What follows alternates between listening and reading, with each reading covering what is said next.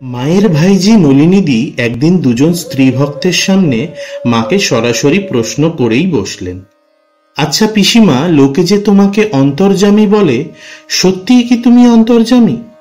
মা একটু হেসে নিজের ভগবত্তা গোপন করে স্বভাবসুলভ ভঙ্গিতে বলেছিলেন, ওরা বলে ভক্তিতে, আমি কি মা, ঠাকুরই সব। অথচ এই শ্রী শ্রী মাই বহুবার বহুভাবে আপন দেবীত্বের সমর্থনে দ্ব্যর্থহীন ইঙ্গিত দিয়েছেন। শুভ সংস্কার গুণে এবং সর্বোপরি মায়ের অশেষ কৃপায় ভাগ্যবান বা ভাগ্যবতী কেউ কেউ সেই ইঙ্গিত ধরতে পেরেছেন, কিন্তু অধিকাংশই তা পারেননি। এই অধিকাংশের দলে যেমন তার ঘনিষ্ঠ জয়া বিজয়ারাও ছিলেন, তেমনি ছিলেন পিঁপড়ের সার অগণিত গৃহীভক্ত সাধু এবং আত্মীয় স্বজন।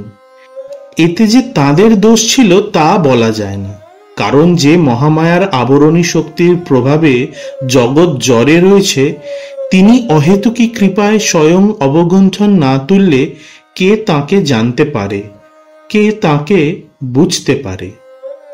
গানে আছে, এমনই মহামায়ার মায়া রেখেছে কি কুহক করে, ব্রহ্মা বিষ্ণু অচৈতন্য জীবে কি জানিতে পারে। আবার ঠাকুর ভক্ত শিরোমণি হনুমানের ভাব অবলম্বনে গেয়ে শোনাতেন, ওরে কুশীলব করিস কি গৌরব, ধরা না দিলে পারিস কি ধরিতে। ভ্রাতুষ্পুত্রী নলিনীদির কাছে যে মা তাঁর স্বরূপ অবলীলায় গোপন করলেন, সেই মাই আবার কোয়ালপাড়ায় রাধুর অত্যাচারের কথা উল্লেখ করে জনৈক ভক্তকে বলছেন, দেখো মা, এ শরীর অর্থাৎ নিজের শরীর দেখাইয়া দেব শরীর যেন, এতে আর কত অত্যাচার সহ্য হবে। ভগবান না হলে কি মানুষ এত সহ্য করতে পারে? দেখো মা, আমি থাকতে এরা কেউ আমাকে জানতে পারবে না, পরে বুঝবে সব।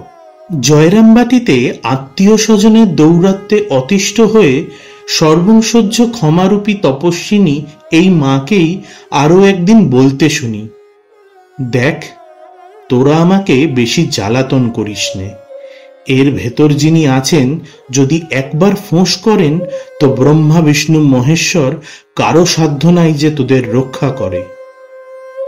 1913 খ্রিস্টাব্দের আরো একটি ঘটনা এবং মায়ের রহস্যপূর্ণ মন্তব্য অনুধাবনযোগ্য।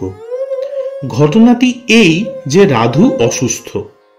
জয়রামবাটিতে মা রাধুকে দুধ খাওয়াচ্ছেন, এমন সময় পাগলি মামি অর্থাৎ রাধুর মা সুরবালা সেখানে এসে উপস্থিত। হঠাৎ রাধুর ঠেলায় মায়ের হাত পাগলি মামির পায়ে ঠেকে গেল। এতে মামি ভয়ে অস্থির হয়ে মায়ের উদ্দেশ্যে বলে উঠলেন, কেন তুমি আমার পায়ে হাত দিলে? আমার কি হবে গো? মা তো পাগলি মামির রকম সকম দেখে হেসেই আকুল। রাসবিহারী মহারাজ অর্থাৎ স্বামী অরূপানন্দ ঘটনাস্থলে ছিলেন। তিনি রহস্য করে বললেন, পাগলি মাকে গালাগাল অপমান করলেও পায়ে হাত লাগার ভয় আছে।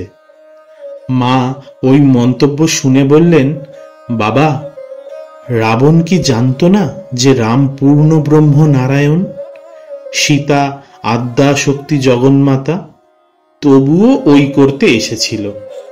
ও অর্থাৎ পাগলি মামি, ও কি আমাকে জানে না? সব জানে, তবুও এই করতে এসেছে। শ্রী শ্রী মায়ের জীবনী এবং তার স্মৃতিমূলক যে সমস্ত রচনা এ যাবৎ প্রকাশিত হয়েছে, সেগুলি মন দিয়ে পড়লে এই রকম অজস্র দৃষ্টান্ত পাওয়া যায়, যেখানে বিস্ময়াবিষ্ট হয়ে আমরা লক্ষ্য করি মা নিত্য স্বরূপে প্রতিষ্ঠিত থেকেও বিন্দুবাসিনী। ব্যবহারিক কারণে নিজেকে সংকুচিত করে অধিকাংশ ক্ষেত্রেই শ্রী রামকৃষ্ণের ইঙ্গিত ও সন্তানদের আস্বাদ্য মাতৃভাবটিকেই প্রকাশ করছেন, শতরূপে বিকশিত করছেন। আবার অন্যদিকে দেখি কখনো কখনো বিরল ভাগ্যবানদের কাছে আপন দৈবী স্বরূপের ঝলক দর্শন দিতে গিয়ে নিজেকে প্রসারিত করে দিয়েছেন অনন্ত চেতনায়, যা মন বুদ্ধির অগম্য। স্বামী গম্ভীরানন্দ যথার্থই মন্তব্য করেছেন, এই পরিচয় দেওয়া ও না দেওয়া লইয়াই তাহার জীবন।